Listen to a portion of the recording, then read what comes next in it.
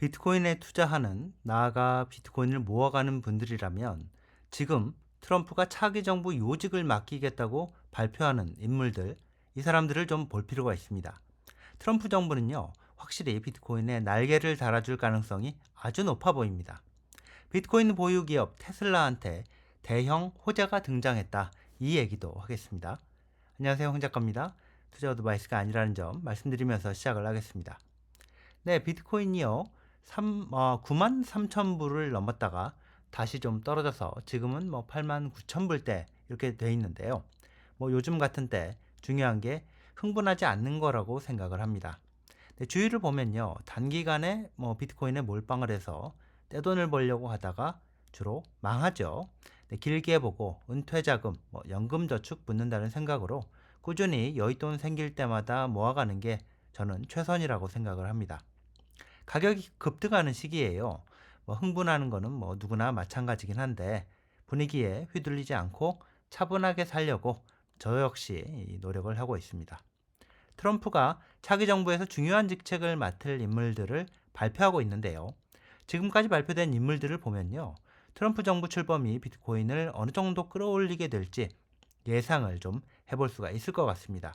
이제부터 보시면 아시겠지만 상상 이상입니다. 네, 트럼프가 지명한 인물들 얘기를 하기 전에 먼저 부통령에 당선된 JD 벤스 얘기를 좀 해야 되겠는데요. 이번 대선에서 노골적으로 적대적인 방송 인터뷰, 자, 하루가 멀다 하고 나가서 냉철한 논리로 인터뷰를 주도를 하면서 공화당 유권자들 사이에서 차세대 정치인으로 확실하게 인정을 받은 인물이 JD 벤스인데요. JD 벤스, 네, 비트코인 6개 이상 보유한 인물입니다. 네, JD 벤스와 예일대 로스쿨 동창이자 친구인 비벡 라마스와미, 이 사람 일론 머스크와 더불어서 정부 효율성 부서를 공동으로 이끌게 된 인물이자 이번에 대통령 선거에 출마했다가 일찍 출마를 접고 트럼프를 적극 지지한 그런 인물이죠. JD 벤스와 마찬가지로 트럼프 선거 캠프의 적대적인 주류 언론 인터뷰 이런데 많이 나가서 인터뷰를 트럼프 캠프에 유리하게 끌고 나가면서 공화당의 차기 주자 스타 반열에 오른 인물입니다. 네, 비트코이너입니다. 네, 일론 머스크 역시요. 일론 머스크 역시 비트코인이라고 할 수 있죠. 2021년 테슬라가 15억 달러어치 비트코인을 사들이고 현재도 7억 달러 이상의 비트코인을 보유하고 있는 게 사실이니까요. 물론 도무지 이해할 수 없지만 도지코인으로 장난치는 것을 즐기는 것도 사실이긴 합니다. 네, 맷 게이츠, 네, 차기 법무부 장관으로 발표된 인물이죠. 플로리다주 하원, 네, 플로리다주의 하원 의원인데 이 사람, 네, 이 사람이 어떤 인물이냐? 네, 이 사람 비트코인으로 국세청이 세금을 받도록 하는 그런 법안, 네, 국세청이 세금을 이 비트코인으로 받도록 하는 법안을 낸 인물입니다. 그리고요, 맷 게이츠 말고 켄토 피츠저럴드의 CEO, 자, 하워드 러트닉, 이 사람 비트코인 금융 서비스 사업을 준비해 온 사람인데 이 사람이 일종의 트럼프 정부 내각을 준비하는 일을 총괄하는 인수위원장 역할을 하고 있죠. 차기 재무부 장관 후보로 지금 유력하게 거론이 되고 있습니다. 자, 그리고요. 국토안보부 장관 내정자가 된 크리스티 노엄, 사우스 다코타주 주지사. 자, 이 사람 비트코인 같은 암호화폐를 화폐에서 제외한다는 이유로 주의회에서 통과된 상법 개정안에 거부권을 행사한 인물입니다. 비트코인 같은 암호화폐를 화폐에서 제외해서는 안 된다. 자, 이런 얘기를 한 거죠. 트럼프가 비트코인과 관련해서 한 공약은 이미 여러 번 언급을 했는데요. 네, 이미 여러 번 언급을 했는데 미국에서 비트코인 산업, 채굴 산업을 포함한 비트코인 산업이 발전하도록 만들겠다고 했고요. 또 개인 지갑에 보관할 수 있는 권리를 보장하겠다고 했고요.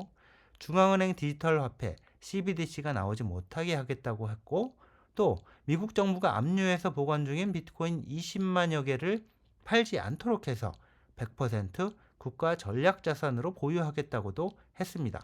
여러 가지 비트코인 공약을 발표를 했죠. 네, 대통령인 트럼프뿐만 아니라 부통령, 법무부, 재무부, 국토안보부, 정부 효율성부 등등 정부의 주요 부서를 이끄는 인물들이 비트코인 친화적인 비트코인을 보유하고 있는 그런 인물들로 구성이 될 게 확실한데요. 그렇지 않아도 올해 1월 비트코인 현물 ETF 상품이 승인이 되면서 미국 월스트리트의 금융상품이 되고 그러면서 비트코인에 돈이 밀려들고 있는 상황인데요. 비트코인의 적대적이었던 바이든 해리스 정부가 끝이 나고 트럼프 정부가 시작이 되면 내년 1월 20일이죠. 네, 비트코인은 날개를 달게 될 걸로 그렇게 보고 있습니다. 네, 테슬라 얘기를 잠시 할까 하는데요.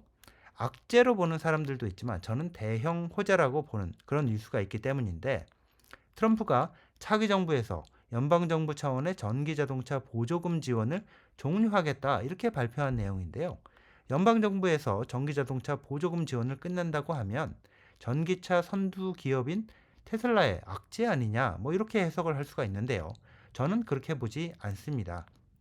오히려 전기차 산업에서 테슬라 독주가 훨씬 더 강화될 걸로 보는데요.